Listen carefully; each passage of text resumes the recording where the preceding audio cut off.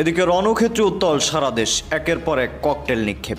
আমার এই ভিডিওটা সরাসরি তারেক রহমানের জন্য, অথবা বেগম খালেদা জিয়ার জন্য, অথবা যারা বিএনপির নীতি নির্ধারণী জায়গাগুলোতে বসে আছেন তাদের জন্য। অতীতে আমরা এরকম ভিডিও বানাইছি, আওয়ামী লীগ সরকারের সময় বানাইছি, কিন্তু আমাদের ভিডিওগুলোর মূল বার্তাটা বুঝতে পারেন না। আওয়ামী লীগ থেকে উদাহরণটা দিই। এই যে এখন আওয়ামী লীগের দুঃসময় চলছে, এই দলটির একদম যদি আমরা তিনটা ভাগ করি, প্রথম সারির নেতা, দ্বিতীয় সারির নেতা, তৃতীয় সারির নেতা, মাঠ পর্যায়ে প্রথম সারির সব নেতা পলাতক, এমপি মন্ত্রী যা আছে সব পলাতক, যারা গ্রেপ্তার হয়েছে তারা জেলে। দ্বিতীয় সারিদের মধ্যেও 70% নেতা কিন্তু কম বেশি তারা পলাতক অথবা আত্মগোপনে আছেন। তৃতীয় সারির যে নেতা কর্মী যারা রুট লেভেলে, যে আপনি দেখেন ঝটিকা মিছিলে আসতেছে, তারা জানে গ্রেপ্তার হবে, মামলা হবে, তারপর আসতেছে। এখন আপনি বলবেন টাকার বিনিময়ে আসতেছে, তো আসতেছে। এই তৃতীয় শ্রেণীটাই হচ্ছে দলের শক্তি, তারা দলকে টিকাই রাখে। আর প্রথম শ্রেণী বিদেশ থাকে, দ্বিতীয় শ্রেণী আত্মগোপনে থাকে, দেশের বাহির থেকে অথবা অনলাইনে রাজনীতিটাকে ব্যালেন্স করে। তো অতীতে বিএনপির বেলায় কিন্তু এটা ছিল। এখন তারেক রহমানের সাথে যেটা হয়েছে, তখন আওয়ামী লীগ ক্ষমতায় ছিল, তখন তিনি দেশে আসতে পারেন নাই, তার বিরুদ্ধে অনেকগুলো মামলা ছিল, আসলে জেলে দিত, এটাও নির্ঘাত বাস্তবতা, তাই না? কিন্তু এরপরেও বিএনপির যে সকল নেতাকর্মীরা, আজকে আওয়ামী লীগের যে সকল নেতাকর্মীরা তৃণমূল পর্যায়ে বিভিন্ন মিটিং মিছিলে যাচ্ছেন, কর্মকাণ্ড করতেছেন নেতাদের জন্য, বিএনপির মধ্যে কি এরকম একটা টিম ছিল না? ছিল। যখন বিএনপির ক্ষমতায় আসার সুযোগ হইল 5ই আগস্টের পরে, এই যে নেতাকর্মীরা যারা 17 বছর যাবৎ মামলা, হামলা, দলীয় কর্মকাণ্ডে বা লোকালি সর্বোচ্চটা দিল, সর্বোচ্চটা করলো, আশা করছিল যে দল ক্ষমতায় আসলে মূল্যায়ন হবে, তাদের মূল্যায়ন কতটুকু হচ্ছে। আজকে আমি আপনাদের সাথে একজনকে পরিচয় করে দিচ্ছি। ঠাকুরগাঁও সদর উপজেলার জগন্নাথপুর ইউনিয়ন স্বেচ্ছাসেবক দলের সাধারণ সম্পাদক। এই পদ থেকে পদত্যাগ করেছে মোহাম্মদ তুষার আলী। দলের সঠিক মূল্যায়ন না পাওয়ার ক্ষোভ প্রকাশ করে তিনি দুধ দিয়া গোসল কইরা বিএনপির রাজনীতি ছাড়ার ঘোষণা দিয়েছেন। আপনি এটা হালকা ধরার সুযোগ নেই। এরকম তুষার আলী এই মুহূর্তে সারা বাংলাদেশে বিএনপির মধ্যে হাজার হাজার তৈরি হয়ে আছে। শুধু সবাই প্রকাশ্যে এসা দুধ দিয়া গোসল কইরা রাজনীতিটা ছাড়তেছে না, কিন্তু অন্তরে ছেড়া দিছে। আওয়ামী লীগের পতনের পিছনেও এরকম তুষার আলীরা ছিল, যারা দল ক্ষমতায় ছিল, দলের জন্য কাজ করছে, কিন্তু মূল্যায়ন পায় নাই। বরঞ্চ হাইব্রিড, টাকাওয়ালা, পেশিওয়ালা বা সিস্টেমিকলি এখানে অনেক লোক কানেক্টেড হয়েছে, তাদের অন্তরে একটা ক্ষোভ ছিল যে এত কিছু করলাম, আমরা এখানে পাচ্ছি না। উইরা এসা জুইরা বসা মানুষগুলো পোস্ট নিয়ে নিচ্ছে, অমুকের ভাতিজা, তমুকের অমুক। এগুলোই তো হয়, নেতার ছেলেই তো নেতা হয়। আমাদের বাংলাদেশে জামাত ইসলাম ছাড়া, জামাত ইসলামের মধ্যেও হয়তো 100-2 পাবেন, আমি এই কথা সবসময় বলি, কিন্তু আওয়ামী লীগ, বিএনপি, জাতীয় পার্টির মধ্যে নেতার ছেলেই নেতা হয় অথবা নেতার মেয়ে। এর বাহিরে লোকাল এলাকাতে যারাই রাজনীতি করবেন ওনাদের দাবিদারি করতে হবে। এর বাহিরে কিন্তু সহজে পরিবর্তন হয় না, খুব রেয়ার। এটা বাংলাদেশের বাস্তবতা। তো সেই ক্ষেত্রে বাকি যারা রাজনীতি করে তাদের ভবিষ্যৎ কি থাকে?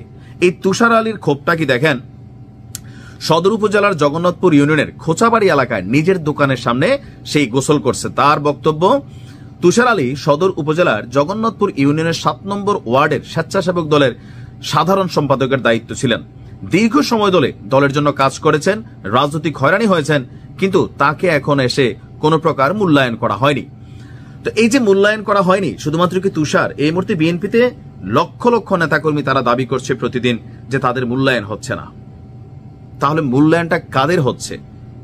অধিকাংশ জায়গায় উড়ে এসে জুড়ে বসা, অথবা ধরেন জোটের ইস্যুটা একটা আছে। এই যে এখন আমরা শুনতেছি এনসিপির সাথে জোট করবে, বা মীর মুগ্ধের যে ইয়াটা, আমি কিন্তু এটা পছন্দ করি নাই। না, আমার পছন্দে কি যায় আসে? আমার কাছে মনে হয়েছে ছাত্র দলের যে ছেলেটা মারা গেছিল, ওয়াসিম, চট্টগ্রামের ছেলে, তার বাপরে বা তার ভাইরে মুগ্ধর জায়গাতে যদি বিএনপি নমিনেশনটা দিত, দলের ভিতরে একটা পজিটিভ ইফোর্ট তৈরি হইতো, দল আমাকে মূল্যায়ন করছে।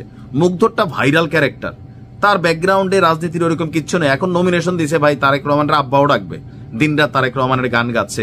এগুলোর থেকে বের হইতে হবে, না হলে কি হবে? এরকম তুষার আলীরা আপনাদের জন্য যারা খাটছে, এখন কি হইতেছে, প্রত্যেক জায়গায় মনোনয়ন নিয়ে 2-3টা প্রার্থীর মধ্যে ভিতরে ভিতরে খেলা চলতেছে। এই খেলাতে ক্ষমতা কিন্তু হারাই ফেলবেন, এই খেলাতে। কারণ আপনাদের সবার ভোট দরকার। এখন সবারই কি পদ দেওয়া সম্ভব একটা কমিটিতে? না। তো সেই ক্ষেত্রে কি করতে হবে, যে তৃণমূল থেকে তথ্য নিতে হবে, উপাত্ত নিতে হবে। অমুকের এমপির ভাতিজা, এমপির বোনের ছেলে, তমুক চেয়ারম্যানের পোলা, ভাতিজা, ভাগিনা, বা ওনার একটা ফোন আসছে, এগুলা করে যেসব কমিটি তৈরি করবেন, নিজেদের অভ্যন্তরে নিজেরা দ্বন্দ্ব তৈরি করবেন। কারণ যারা দীর্ঘদিন রাজনীতি করছে, দলের জন্য ত্যাগ করছে, তারা যখন মূল্যায়ন পাবে না, তাদের ভিতরে ক্ষোভ তৈরি হবে। এই ক্ষোভ আপনার যে ধানের শীষ মার্কা, সেইটার বিপরীতে গিয়ে কিন্তু নির্বাচনের সময় কাজ করে বসবে। আর এতে কি হবে, ক্ষমতায় যাওয়ার স্বপ্ন শেষ হয়ে যাবে। আমার এই কথাগুলা শুধুমাত্র বিএনপি একটা দলের জন্য না, আওয়ামী লীগ, জাতীয় পার্টি, জামাত ইসলামের হিসাবটা আলাদা, তাদের সিস্টেমটা আসলে আলাদা। সেখানে মেধার মূল্যায়ন করা হয়, কিন্তু আমাদের এখানে কার ভাই, কার ভাগিনা, কার ভাতিজা, এগুলোর মূল্যায়নটা একটু বেশি থাকে। সো একজন তুষার আলীর গল্প দেখা, এই মনোনয়ন ঘোষণার পর সারা বাংলাদেশের চিত্র দেখা একটা আইডিয়া তো হওয়া উচিত যে এবারে নির্বাচনটা খুব সাধারণ নির্বাচন হতে যাচ্ছে না। জামাত অতীতের যে কোনো তুলনায় যথেষ্ট শক্ত। ইভেন আওয়ামী লীগের সাথেও আওয়ামী লীগ জামাতের প্রতি একটু সিম্পেথি, উপরে উপরে যা হোক ভিতরের হিসাবটা আলাদা। কারণ লোকালি যারা আওয়ামী লীগের নেতাকর্মী ছিলেন, তাদেরকে জামাত ওই লেভেলে ডিস্টার্ব করে নাই যতটা বিএনপির দ্বারা হয়েছে। এটা কিন্তু বাস্তবতা অনেক জায়গায়। আবার অনেক জায়গায় মিলমিশ আছে। আমাদের এলাকায় আলহামদুলিল্লাহ এই ঝামেলাগুলো কম আছে, কিন্তু অনেক এলাকায় এটা হয়েছে। তো সেটাতে কি হয়েছে, এখন ধরেন বিএনপির একজন নেতা আমার বাড়ির একটা মানুষকে একটা ভুয়া মামলা দিল, আমার পরিবার, আত্মীয় স্বজন, আমি তো ভাই বিএনপির প্রতি আমার রাগ উঠে যাবে।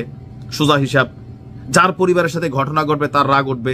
তখন কি হবে, ভোটটা দিয়ে কিসে দিয়ে দিবে, জামাতের লোক হলে জামাতরেই দিবে, আওয়ামী লীগের লোক হলে জামাতরে দিব। সে কোনো দলই করে না, কিন্তু ধরেন টাকা পয়সা খাওয়ার জন্য মামলা বাণিজ্য চলছে না। তো এগুলা হইলো, এটাতে কি হচ্ছে, আপনাদের কিন্তু এগুলো ওয়াইডলি থট করতে হবে, ওয়াইডলি। আর নয়তো তারেক রহমান যদি এই বিষয়গুলোকে হালকা ভাবে নেন, যে আরে ধুর কি হয়েছে, বা এটা একটা নিউজ হইলো নাকি। কিন্তু আমি এই নিউজটা দেয়া, যারা বিএনপির বিভিন্ন পর্যায়ের কমিটিগুলা করছেন, আপনাদের উচিত আপনাদের যারা ত্যাগী নেতা কর্মী ছিল তাদেরকে মূল্যায়ন করুন। টাকা থাক না থাক, দলের দুর্দিনে কাজে লাগবে। আওয়ামী লীগ এই কাজটা করতে পারে নাই, আওয়ামী লীগ তৃণমূল থেকে হারাই গেছিল। এখন দেখেন দিন রাত সেই তৃণমূলে কিন্তু আওয়ামী লীগরে বাছাই রাখছে, বা মিনিমাম লেভেলে আওয়ামী লীগ যে দেশে আছে, কারা রাজপথে নামতেছে, শামীম ওসমান নামতেছে, ওর ছেলে নামতেছে, নাকি কোন মন্ত্রী নামতেছে, ওর ছেলে নামতেছে, সবাই বিদেশ সেটেল পয়সায়। বিএনপিও কিন্তু এই লেভেলেই ছিল।